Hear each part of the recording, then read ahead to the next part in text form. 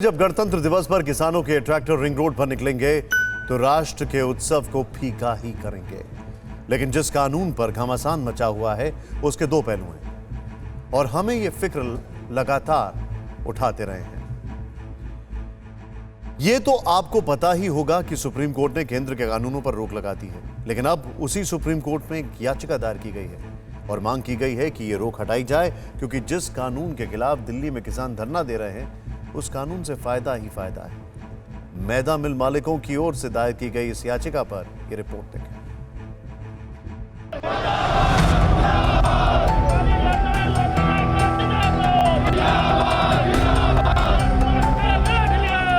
एक तरफ देश के कुछ किसान दिल्ली के बॉर्डर पर धरने पर बैठे हैं, आंदोलन कर रहे हैं, केंद्र के 3 कानूनों को रद्द करने की मांग पर अड़े हैं।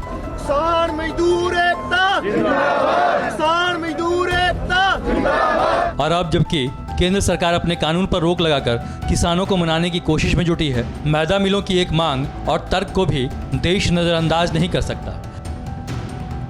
किसान आंदोलन के बीच सुप्रीम कोर्ट में मैदा मिलों की ओर से एक याचिका दायर की गई है। ये याचिका रामवे फूड लिमिटेड समेत कई मैदा मिलों की ओर से दाखिल की गई है और केंद्र सरकार के 3 कानूनों पर रोक हटाने की मांग की गई है।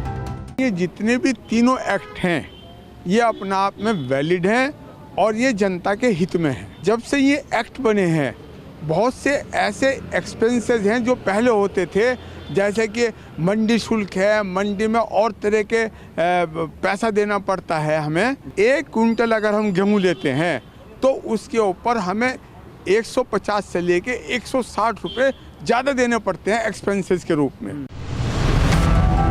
याचिका में कहा गया है कि देश में 2000 से ज़्यादा रोलर मिलें हैं जो सीधे सीधे किसानों से अनाज खरीदती हैं और जब से केंद्र सरकार के 3 कानून अमल में आए थे तब से मैदा मिल और किसान दोनों को फायदा ही फायदा था। 3 किसान कानूनों के लागू होने के बाद से बिचौलिए हट गए। इससे 1 क्विंटल गेहूं पर 150 से 160 रुपए तक लगने वाला शुल्क हट गया। इसका फायदा किसानों को मिला, मैदा मिलों को मिला और ग्राहकों को भी मिला।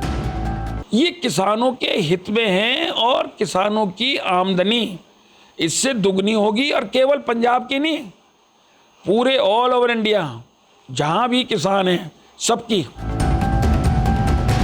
सुप्रीम कोर्ट ने तीनों कृषि कानूनों की संवैधानिक वैधता पर सवाल उठाने वाली याचिकाओं पर सुनवाई करते हुए हाल ही में इन कानूनों को लागू करने पर रोक लगा दी थी। साथ ही किसानों और सरकार के बीच बातचीत और कानूनी राय देने के लिए 4 सदस्यीय समिति गठित कर दी थी, लेकिन इसके अगले ही दिन समिति के एक सदस्य ने समिति से खुद को अलग कर लिया।